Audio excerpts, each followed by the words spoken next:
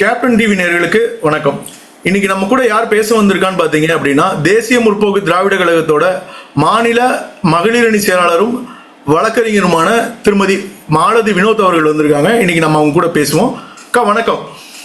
வணக்கம் அக்கா, நீங்க கடந்த தேமுதிக திமுகவோட கூட்டணி நிலைப்பாடு உறுதியானதுக்கு அப்புறம் தொடர்ந்து எதிர்கட்சிகள் பார்த்தீங்க அப்படின்னா வீண் விமர்சனங்களை சோசியல் மீடியாலையும் சரி, எதிர்கட்சிகளோட பொதுச் செயலாளர்கள் சில பேர் வந்து மேடைகள்லையும் சரி தொடர்ந்து அவதூறுகள் நிறைய பேசிக்கிட்டே இருக்காங்க. நேற்று நடந்த மகளிர் அணி கூட்டத்திலையும், நேற்று நடந்த மகளிர் தின கூட்டத்திலையும் நீங்க வந்து மிகப்பெரிய ஒரு சூளுரையை வந்து இந்த எதிரிகளுக்கு நீங்க கொடுத்துருந்தீங்க. கிட்டத்தட்ட ஒரு எச்சரிக்கையாவே கொடுத்துருந்தீங்க.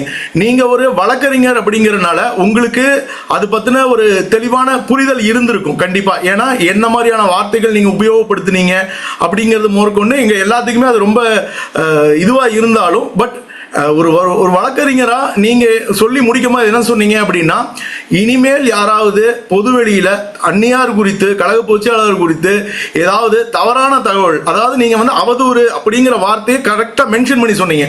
நீங்க பொதுவான அந்நியார் அவர்களை பத்தி பேசினான்னு சொல்லவே இல்லை.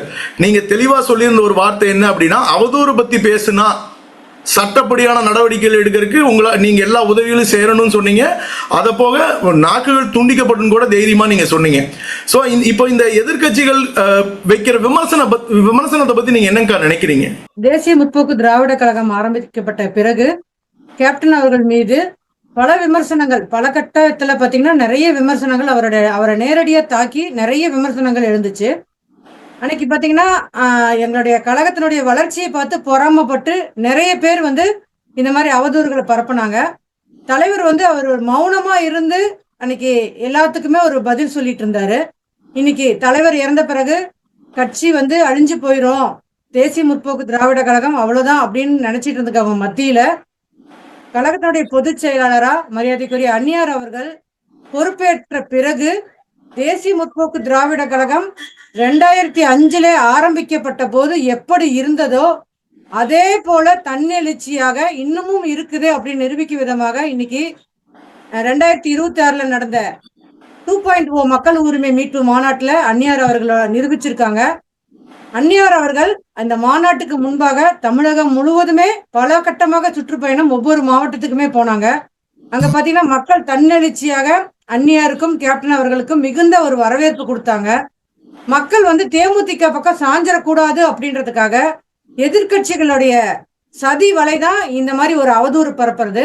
இதை நாங்க எவ்வளவு நாள் நாங்க பார்த்து பொறுத்துட்டே இருந்தோம். இந்த மகளிர் தினத்துல நாங்க ஒரு சூளுரையா இதை செய்யணும் அப்படின்றதுக்காக தான் அந்நியார் அவர்களுடைய முன்னிலையிலேயே நாங்க வந்து பாத்தீங்கன்னா இன்னைக்கு இனிமேல் யாரும் கழகத்தை பற்றியோ, எங்களுடைய தலைவரை பற்றியோ, எங்களுடைய கழகத்தினுடைய பொதுச் செயலாளர் அந்நியாரை பற்றியோ அவதூறு பரப்பக்கூடாது என்பதற்காக பகிரங்கமாக, மீடியா இருந்தாலும் பரவாயில்லன்னு சொல்லிட்டு பகிரங்கமாக நாங்கள் வந்து எங்களுடைய எதிர்ப்பை பதிவு செய்தோம். அக்கா, இப்போ என்னோட கேள்வி என்ன அப்படின்னா, அந்நியார் அவர்கள், அதாவது இன்னைக்கு தமிழக அரசியல்ல ஒரு பெண் ஆளுமை அப்படின்னா இன்னைக்கு இருக்கிறது அந்நியார் அவர்கள் மட்டும்தான். அதாவது ஒரு கட்சியவே வழிநடத்தக்கூடிய ஒரு பெண்ணா இருக்கிறாங்க அப்படின்னா இன்னைக்கு அந்நியார் அவர்கள் மட்டும்தான். தேசிய முற்போக்கு திராவிட கழகம் தான் ஒரு பெண் தலைமை கொண்ட ஒரு கட்சியா விளங்கிக்கிட்டு இருக்கு. அதுல எல்லாத்துக்குமே மிகப்பெரிய பெருமையும் கூட இருக்கு. ஆனா இந்த எதிர்கட்சிகள், குறிப்பா நான் வந்து கட்சியின் பெயரையே குறிப்பிட்டு சொல்லணும்னு நினைக்கிறேன், இந்த அதிமுகவில் இருக்கவங்க அந்நியார் வந்து ஒரு பெண் தலைமை என்பதனால் மட்டும்தான் அவங்க நம்மளை சீண்டி பார்த்துடலாம் அப்படின்னு அவங்க நினைக்கிறாங்கன்னு நீங்க நினைக்கிறீங்களா? உண்மையாலுமே தான். ஏன்னா ஒரு பெண் வந்து பாத்தீங்கன்னா ஒரு அடிப்படையில தன்னை பத்தி ஏதாவது குறை சொன்னாங்க அப்படின்னு சொன்னா சொணங்கிடுவாங்க. அதாவது கிராமத்து பக்கம் சொல்லுவாங்க, ஒரு பெண் வந்து அவளை பத்தி ஏதாவது குறை சொன்னா ஐயோ நம்மளை பத்தி சொல்லிட்டாங்களே அப்படின்னு சொல்லிட்டு நகர்ந்துருவாங்க. அந்த மாதிரி நினைச்சிட்டாங்க எங்களை சாதாரணமா எங்களுடைய அந்நியார் வந்து சிங்கப்பெண் அப்படின்றதே அவங்களுக்கு தெரியல. அந்த சிங்கப்பெண்ணுடைய ஆளுமை எப்படி அப்படின்றது தமிழ்நாட்டு மக்களுக்கு நன்றாக தெரிஞ்சிருக்கு. அந்த சிங்கப்பெண்ணை முடக்கி விடணும்னு சொல்லிட்டு பல்வேறு கட்டத்துல நிறைய பேர் நிறைய அவதூற பரப்புறதுக்காக இந்த அதிமுக முயற்சி செஞ்சாங்க. அந்நியார் அவர்கள் வந்து இந்த கட்சியவே விட்டுட்டு போயிடணும் அப்படின்ற முயற்சியும் எடுத்தாங்க. அது எதுவுமே நடைபெறல. அதனால இந்த மாதிரி பல அவதூறுகளை வந்து அந்நியார் மேல பரப்பிட்டு இருக்காங்க. எங்க அந்நியார் எந்த சூழ்நிலையிலுமே எங்களை விட்டு தர மாட்டாங்க. தேசிய முற்போக்கு திராவிட கழகம் கேப்டன் 2 பேருமே 2 கண்மணியா வச்சிட்டு இருந்தாங்க. இன்னைக்கு தேசிய முற்போக்கு திராவிட கழகம் மட்டும்தான் தன்னுடைய உயிர் மூச்சாவும் தன்னுடைய கண்மணியாவும் நினைச்சிட்டு இருக்காங்க. கேப்டன் அவர்கள் விட்ட லட்சிய பாதையை தொடர்ந்து பண்ணிட்டு இருக்காங்க. அதனால அந்நியாரை யாரும் சீண்டி பார்க்க நினைக்க வேண்டாம் என்பதை இந்த பேட்டியின் வாயிலாக சொல்றேன். ஏன்னா தமிழகத்துல மிகப்பெரிய ஒரு ஆளுமை கொண்ட ஒரு பெண் தலைவரா இன்னைக்கு அந்நியார் அவர்கள் உருவெடுத்துட்டு இருக்காங்க. தன்னை நிரூபிச்சிட்டு இருக்காங்க. யாராலையுமே எந்த வார்த்தையாலுமே எந்த அவதூறு மேல எதாலுமே எங்க அண்ணிய யாராலையுமே அசைக்க முடியாது என்பதை இந்த நேரத்தில் நான் தெரிவித்துக் கொள்கிறேன்.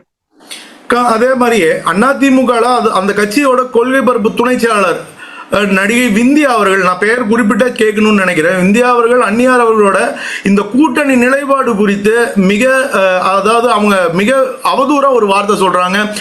அந்நியார் அவர்கள் வந்து எலெக்ஷன் அவங்களோட கூட்டணி நிலைப்பாடை மாத்துறாங்க அப்படின்னு சொல்றாங்க. அதே மாதிரி தேமுதிக மீது ஒரு கடுமையான ஒரு விமர்சனத்தை வந்து நடிகை விந்தியா அவர்கள் வச்சிருக்காங்க. அதை பத்தி உங்களோட கருத்து என்னங்கா? பாத்தீங்கன்னா இந்த நன்றி மறந்தவங்கன்னு சொல்லுவாங்க பாத்தீங்களா, அந்த மாதிரிதான் அவங்க இன்னைக்கு துணை பொதுச் செயலாளரா ஒரு நடிகையா வந்து அவங்க இருக்காங்க. ஒரு சாதாரண பெண்மணியா எங்களை மாதிரி சாதாரண ஒரு பெண்மணியா இருந்து நாங்கெல்லாம் பாத்தீங்கன்னா மன்றத்துல இருந்து அப்படியே எங்களை வந்து வளர்த்தி கேப்டன் இன்னைக்கு என்ன மகளிர் அணி செயலாளரா உட்கார்ந்து எனக்கு இந்த பதவியை கொடுத்துட்டு போயிருக்காரு. தொடர்ந்து இன்னைக்கு நான் மகளிர் அணி செயலாளரா இருக்கேன். இன்னைக்கு அவங்க நடிகை அப்படின்ற ஒரே ஒரு அடையாளத்தாலதான் இன்னைக்கு துணை பொதுச் செயலாளரா அவங்க வந்து இருக்காங்க. இன்னைக்கு அவங்கள வந்து பாத்தீங்கன்னா அவங்க கொடுத்த அந்த பேட்டியை வந்து பாத்தீங்கன்னா நாங்க வன்மையா இந்த நேரத்துல நான் கண்டிக்கிறேன். ஏன்னா எங்க அண்ணியை பத்தி பேசுறதுக்கு அந்த பெண்மணிக்கு, நான் பேர் சொல்ல எனக்கு விரும்பல, அந்த பெண்மணிக்கு எந்த தகுதியுமே இல்லாதவங்க, அடிப்படை தகுதியுமே எதுவுமே இல்லாத ஒரு பெண்மணி அவங்க. எதுக்காக நான் இதை சொல்றேன்னா, அந்த பெண்மணி வந்து தன்னுடைய படப்பிடிப்பு நடந்த சமயத்திலே தனக்கு ஒரு அவமானம் ஏற்பட்ட போது, தன்னுடைய கற்புக்கு அவமானம் களங்கம் ஏற்பட்ட போது, தான் கூட்டிட்டு போன படக்குழுவினர் கூட தனக்கு எந்த உதவியுமே செய்யாத போது, அது குறித்து என்னுடைய கழக தலைவர் கேப்டன் அன்னைக்கு நடிகர் சங்கத்தினுடைய தலைவரா இருந்தாரு. அவருக்கு அதை பத்தி தெரிந்த உடனடியாக டிஜிபி கிட்ட பேசி உடனடியா நடவடிக்கை எடுக்க வச்சாரு. அது அந்த பெண்மணிக்கு நல்லா தெரியும். மனசாட்சியை விட்டு அந்த பெண் பேசுறாங்க. எங்களுடைய அண்ணியை பத்தி பேசுறதுக்கு எந்த ஒரு தகுதியுமே இல்லாத பெண்மணி அவங்கன்னு சொல்றேன். காசுக்காக பேச வேண்டாம். மறுபடியும் சொல்றேன், அதிமுக என்ற கட்சி கொடுக்கக்கூடிய காசுக்காக தயவு செஞ்சு நீங்க பேச வேண்டாம். உங்க மனசாட்சியை தொட்டு நீங்க பேசுங்க. அதே மாதிரியே இன்னைக்கு சூழ்நிலையில தேமுதிக திமுக கூட்டணி எவ்வளவு மிகப்பெரிய பலம் வாய்ந்த ஒரு கூட்டணியா அமைஞ்சிருக்குன்னு நீங்க நினைக்கிறீங்க? குறிப்பா சொல்லணும்னா இன்னைக்கு மாநிலங்களவை உறுப்பினரா கழக பொருளாளர் திரு LK சுதீஷ் அவர்கள் தேர்ந்தெடுக்கப்பட்டிருக்காரு. இதுதான் தேமுதிகவின் முதல் வெற்றியாகவும் பார்க்கப்படுது. தொடர்ந்து வரப்போற சட்டமன்ற தேர்தலில் தேமுதிக திமுகவோட கூட்டணி பலம் எவ்வளவு பெரிய விஸ்வரூபம் எடுக்கும் நீங்க நினைக்கிறீங்க? இன்னைக்கு பாத்தீங்கன்னா திமுகவும் தேமுதிகவினுடைய கூட்டணி பாத்தீங்கன்னா மிகப்பெரிய ஒரு வெற்றி கூட்டணியா அமைஞ்சிருக்கு.